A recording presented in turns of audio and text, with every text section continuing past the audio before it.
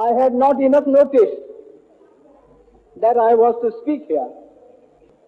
And when I was asked what subject I would speak on, I mentioned the subject of ahimsa in Buddhism. But I find that a large majority of the people attending this conference are desirous that I should speak on Buddhism and communism. Although I must say that I am not quite on the spur of the moment prepared to deal with such a large, enormous, and if I may say so, a very massive subject. A subject which has held half the world in grip. And I find that it has held also in its grip large number of the student population, even of the Buddhist countries. I look upon the latter aspect of the matter with grave concern. If the younger generation of the Buddhist countries are not able to appreciate that Buddhism supplies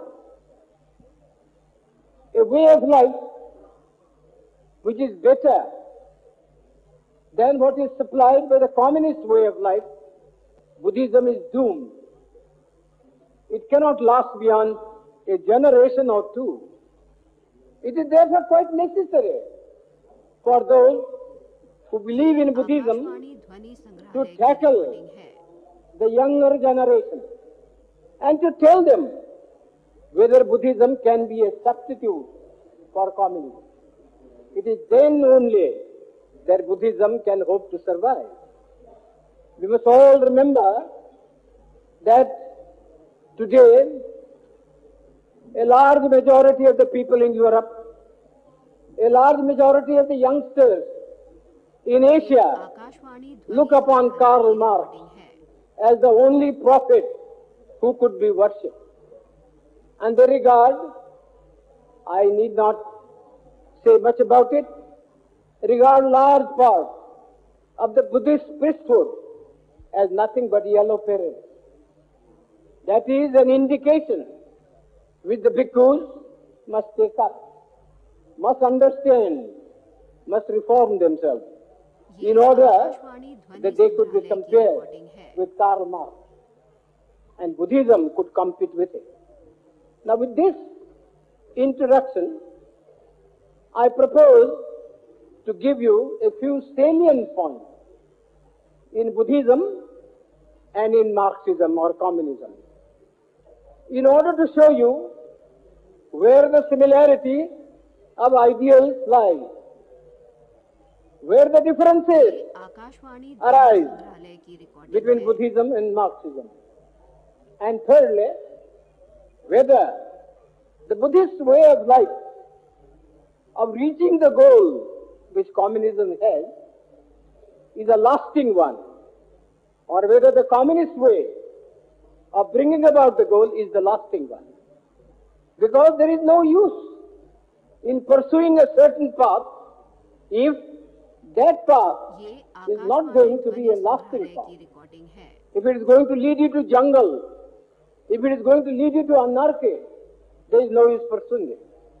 But if you are assured that the path that you are asked to follow is slow, maybe devious, maybe there are long detours, but if it ultimately makes you land on a safe, on a sound ground, so that the ideals you are pursuing are there to help you to mold your life permanently and forever, is much better, in my judgment, to follow the slower path and the deterrence path rather than to rush up and to take what we call shortcuts. Shortcuts in life are always very dangerous. Very dangerous. Now let me go to the subject. What is the theory of communism? What does it start with?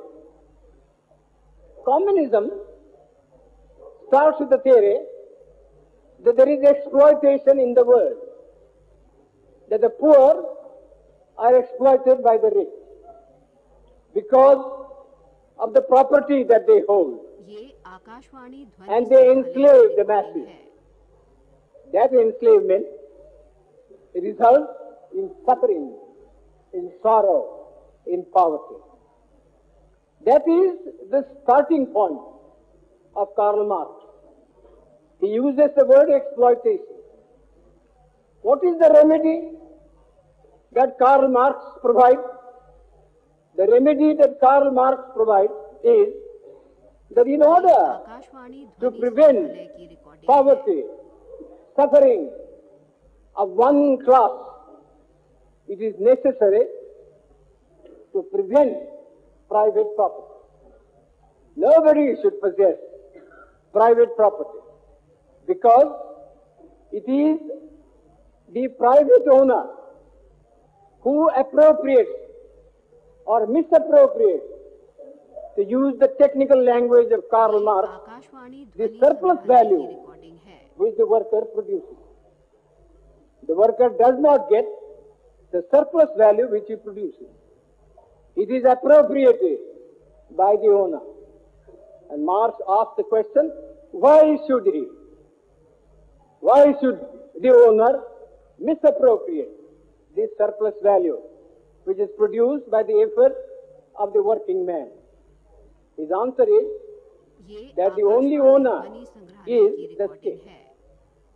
And it is because of this that Marx propounded the theory that there must be the dictatorship of the proletariat. That is the third proposition that Marx enunciated. That government must be by the exploited classes, and not by the exploiting classes, which is what is meant by dictatorship of the proletariat. These are fundamental propositions in Karl Marx, which are the basis of communism in Russia. It has undoubtedly been expanded, it has been added to, and so on. But these are the fundamental propositions. Now let me for a moment go to Buddhism and see what the Buddha has to say about the points made out by Karl Marx. As I told you, Karl Marx begins with what is called exploitation of the poor. What does the Buddha say? How does he begin? What is the foundation on which he has raised the structure of his religion? The Buddha too, 2000 or attained it 2,400 years ago, said exactly the same thing. He said, there is dukkha in the world. He did not use the word exploitation, but he did lay the foundation of his religion on what he called dukkha. There is dukkha in the world. The word dukkha, no doubt, has been interpreted in various ways. It has been interpreted to mean rebirth, the round of life. That is dukkha. I do not agree with that. I think there are a lot of places in the Buddhist literature where the Buddha has used the word dukkha in the sense of poverty. Therefore, so far as the foundation is concerned, there is really no difference at all. It is unnecessary for the Buddhist people to go to Karl Marx to get that foundation. That foundation is already there, well laid, well laid. It is the first proposition with which the Buddha begins his first sermon, the Dhamma Chakra Parivartana Sutta. Therefore, those who are attracted by Karl Marx, I say study the Dhamma Chakra Parivartana Sutta, and find out what the Buddha said. And you will find sufficient satisfaction on this question. The Buddha did not lay the foundation of his religion either on God or on soul or anything supernatural as to that. He laid his finger on the fact of life. People are living in suffering. Therefore, so far as Marxism or communism is concerned, Buddhism has enough of it. And the Buddha has said it 2000 years before Marx was born. Buddha's means of persuading people to adopt the principle is by persuasion, by moral teaching, by love. He wants to conquer his opponents by inculcating in them the doctrine that love can conquer anything and not power.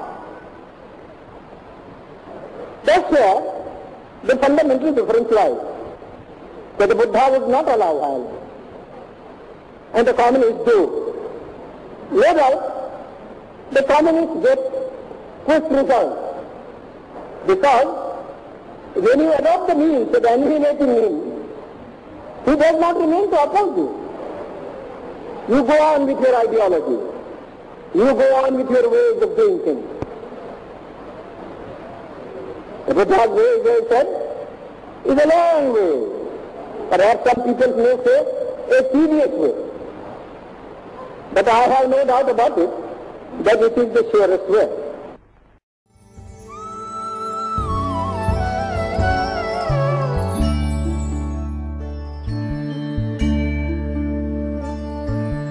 Buddhang saranam gacchami,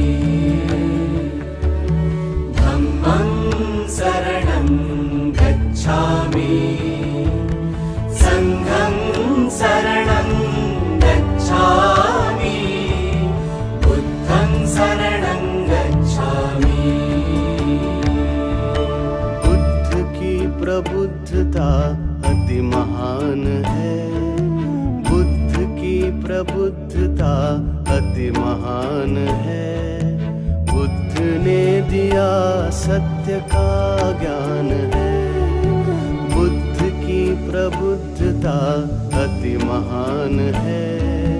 Buddha ने दिया सत्य का ज्ञान है।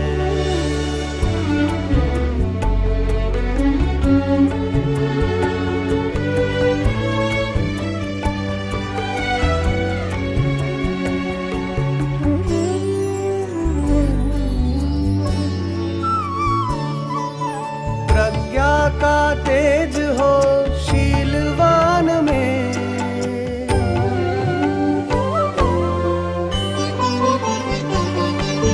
प्रज्ञा का तेज हो शीलवान में, शुद्ध शील स्थापित करुणावान में। सद्धम्म कहो तभी प्रकाशमान है। बुद्ध ने दिया सत्य का ज्ञान है, बुद्धं शरणं